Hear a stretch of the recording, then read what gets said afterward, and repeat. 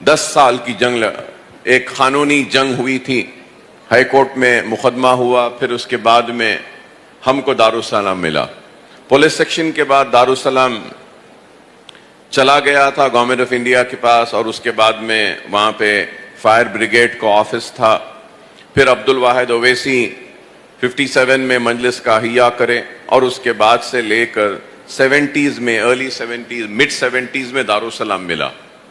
تو اس وقت دارالسلام جب حاصل ہوا تو سب سے پہلا کام اگر کچھ کیا تو دارالسلام میں ایک اسکول کا آغاز کیا تھا فخر ملت عبدالواحد اویسی نے، اور دوسرا اگر کچھ کیا تو ITI انسٹیٹیوٹ قائم کیا. اور and you know we wrote here, you know, dream of Fakhr Millat Abdul Wahid Owaisi. Right? Many might be reading.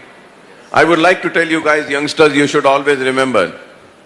You know, Abdul Wahid Owaisi, in one of his speeches, he said کہ میری نظریں دیکھ رہی ہیں کہ وہ دن دور نہیں، ہمارا خود کا میڈیکل کالج ہوگا، ہمارا خود کا بینک ہوگا، ہمارے خود کے دواخانے ہوگے، اور ہماری آواز ہندوستان کی پارلیمنٹ میں گونجے گی.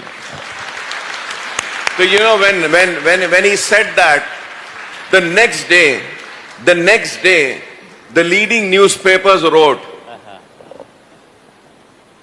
کہ عبد الواحد اویسی کا دماغ خراب ہو گیا.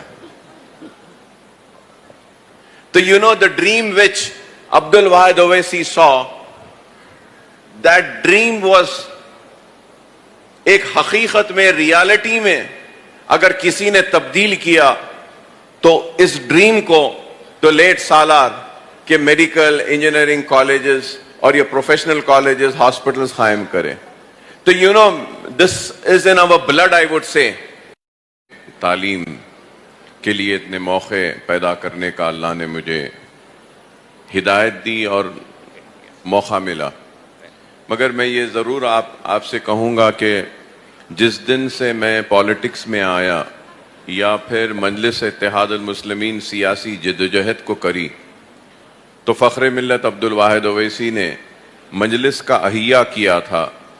تو سب سے پہلے اور سب سے پہلا نعرہ دیا تو وہ یہ تھا کہ کلمے کی بنیاد پہ مسلمانوں کو متحد کریں گے. دوسرا نعرہ دیا تو مسلمانوں کی تعلیمی پسماندگی کو دور کریں گے. تیسرا نعرہ دیا مسلمانوں کی کمزور معیشت کو استحکام بخشیں گے. چوتھا نعرہ دیا تو وہ یہ تھا کہ ہم سیاست میں بھی حصہ لیں گے. تو میں بتانا یہ چاہتا ہوں کہ سیاست میں حصہ لینے کا مقصد ہمارا یہ ہے کہ مسلمانوں کی تعلیمی اور معاشی پسماندگی کو دور کریں.